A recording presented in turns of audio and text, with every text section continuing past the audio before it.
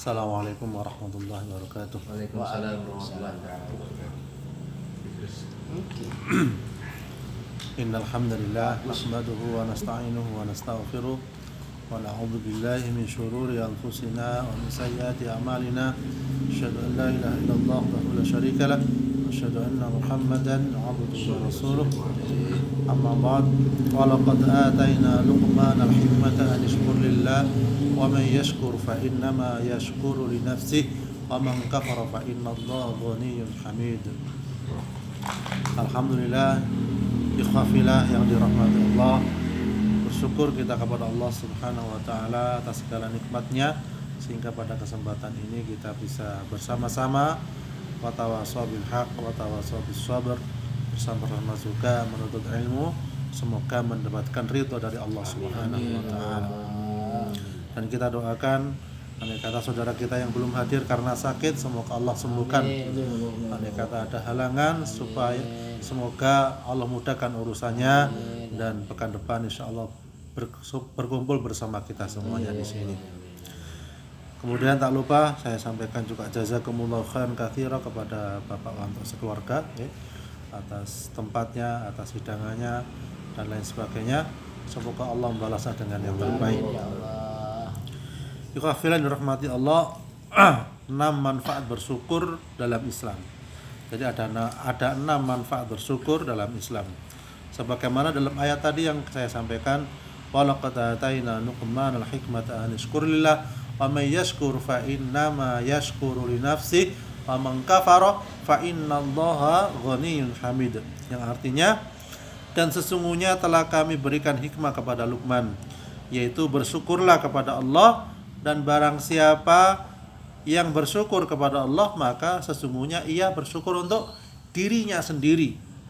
Dan barang siapa yang tidak bersyukur maka sesungguhnya Allah Maha Kaya lagi Maha Terpuji. Ya. Jadi rasa syukur itu sebenarnya untuk siapa? Untuk diri kita sendiri. Ya. Jadi ayat di atas menjelaskan tentang perintah untuk selalu bersyukur kepada Allah. Selain itu, manfaat dari bersyukur juga akan dirasakan dalam diri masing-masing manusia. Ya. Dalam hidup ini kita banyak bersyukur. Ya, misalnya bersyukur ada teman yang baik.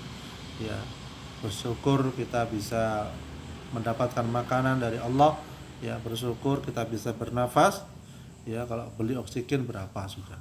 Alhamdulillah. Itu rasa syukur kita. Kemudian selanjutnya adalah yang pertama, manfaat bersyukur itu hidup penuh keberkahan. Ya, hidup penuh keberkahan.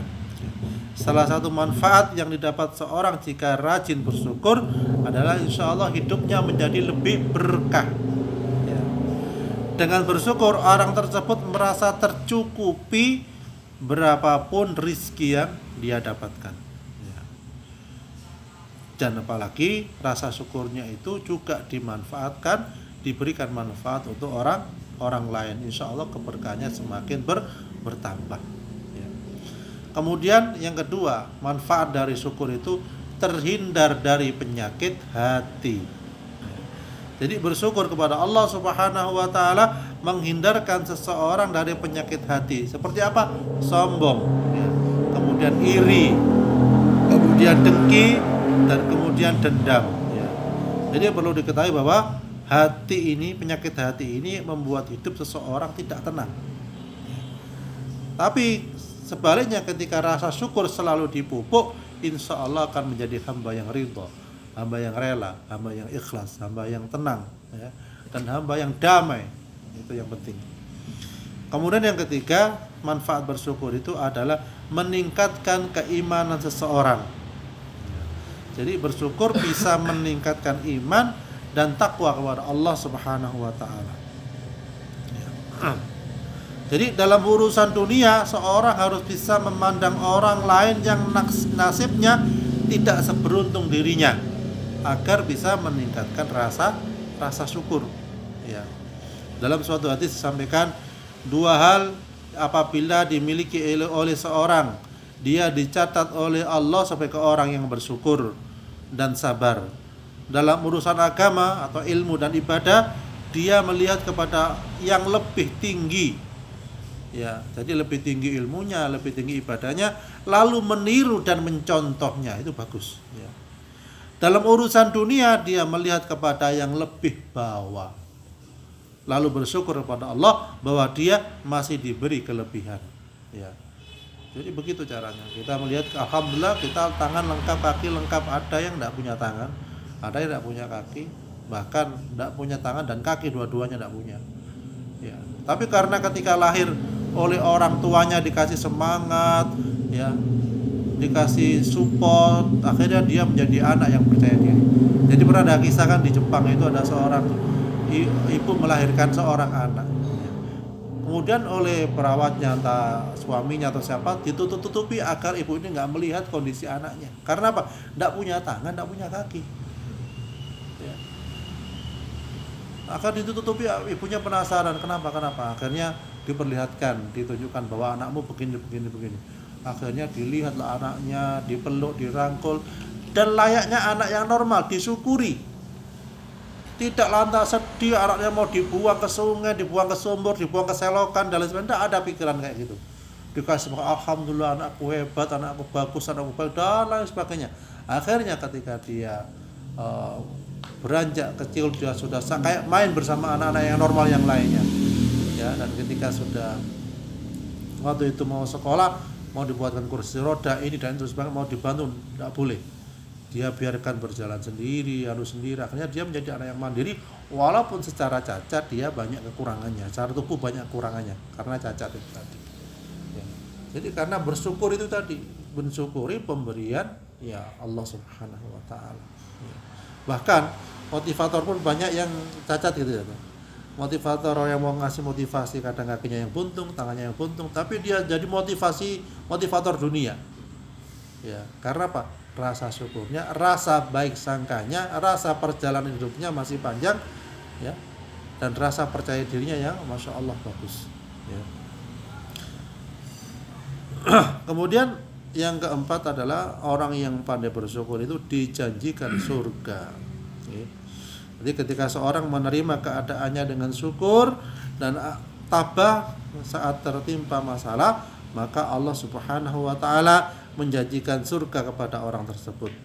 Jadi surga adalah tujuan bagi orang yang beriman dan bertakwa selama dia hidup di dunia.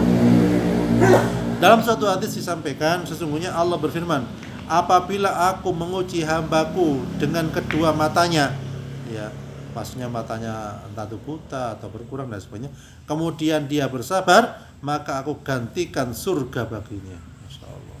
Ya.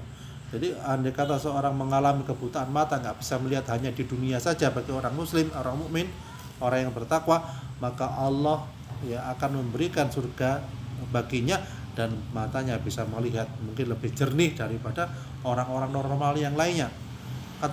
Karena ketika seorang ketika matanya mungkin belum tidak bisa melihat, ya, dengan begitu dia mungkin maksiat matanya lebih sedikit daripada yang bisa melihat, seperti itu. Kemudian yang keenam adalah ketika orang bersyukur itu ditambahkan kenikmatannya. Ya. Jadi seorang yang senantiasa mengucap syukur dengan kondisi apapun, maka Allah Subhanahu Wa Taala menambah kenikmatannya. Ya. Sebaliknya, ketika seorang lebih banyak mengeluh dan selalu iri dengan kehidupan orang lain, maka hidupnya akan semakin sengsara. Ya. Jadi bayangkan orang tetangganya beli kulkas, ya pusing. Beli sofa yang bagus, ya ngeluh. Ya beli ini, beli itu, dia sibuk nyari dukun supaya dia sakit, rugi, bangkrut dan lain sebagainya. Enggak akan tenang. Ya, enggak akan tenang hidupnya ketika seseorang diiringi dengan rasa yang kufur nikmat kepada Allah, rasa iri dan dengki, tidak bersyukur kepada Allah Subhanahu Wa Taala. Ya, sebagaimana dalam Al-Quran disampaikan, sesungguhnya jika kamu bersyukur, pasti kami akan menambah nikmat kepadamu. Dan jika kamu mengingkari nikmatku, ya, maka sesungguhnya azabku sangat pedih. Itu kata Allah dalam Quran surat Ibrahim ayat 7. Ya, jadi seperti itu. Jadi fafilah dirahmati Allah, marilah rasa syukur ini selalu kita pupuk dengan sebaik-baiknya. Ya. Dalam hal apapun kita bersyukur kepada Allah. dalam hal apapun kita berterima kasih ya. Kata dalam surah Luqman tuh aniskurli wali walidaik ya. Bersyukurlah kepadaku dan kepada orang tuamu, kata Allah. Karena apa? Orang tua itu yang dekat dengan kita ya. Bayangkan orang tua bekerja dari dulu ya, dari mulai dia muda bla bla bla, dia beli sawah, beli rumah, beli ini, beli itu. Ya, kira-kira yang menikmati siapa? Anak keturunannya. Nah, kita bersyukur dengan cara bersyukur kepada orang tua, selalu mendoakannya, berbakti kepada kedua orang tua, dan alhamdulillah itulah juga termasuk salah satu jalan kita menuju surganya Allah Subhanahu wa taala. Ya. Berbeda ketika kita mulai hidup dari nol ya. Nah, mungkin dari nol pasti dibantu oleh orang tua. Entah sekolahnya dibantu oleh orang tuanya. Gitu. Entah mungkin sepedanya dibantu orang tuanya. Entah biaya ini dan itu dibantu orang tuanya. Ya. Tidak boleh seorang anak itu saya mulai dari nol tanpa bantuan orang tua, tidak mungkin. Kecuali anak itu dibuang pun yang melahirkan orang tua tetap sakit ya. Jadi seperti itu. Jadi kafilah dirahmati Allah, oleh karena itu Allah Subhanahu wa taala menginginkan hambanya selalu bersyukur. Tidak hanya bersyukur kepada Allah Subhanahu wa taala, tetapi kepada orang tua, kepada orang yang memberi kita, kepada orang yang menjadi perantara kebaikan bagi kita, ya, kepada guru ngaji kita yang dahulu mengajar abatasa. Ya, kalau dulu alif fathah, alif asra, alif dhamma, a i iwan itu ya. Ba fathah, ba kasra, bi, ba dhamma, bu, ba bi, bu. Ya. Itu dulu, sekarang lebih modern lagi. Tapi beliau yang pernah mengajarkan kita ngaji seperti itu, sehingga alhamdulillah kita bisa ngaji lebih baik hari ini. Ya. Jadi banyak guru ngaji kita terdahulu, mohon maaf mungkin banyak yang tidak terperdulikan, tidak terhiraukan. Dan alhamdulillah ada salah satu ustadz kita, Ustadz Husnul Khuluq, menawarkan ini usaha beliau untuk memberikan wakaf Al-Quran sesuai dengan kebutuhan ya, dan alhamdulillah banyak yang beliau sudah salurkan, dan insya Allah ya, saya mengutamakan yang di sini ya, sesuai dengan rekomendasi ya teman-teman sekalian, insya Allah itu akan disalurkan.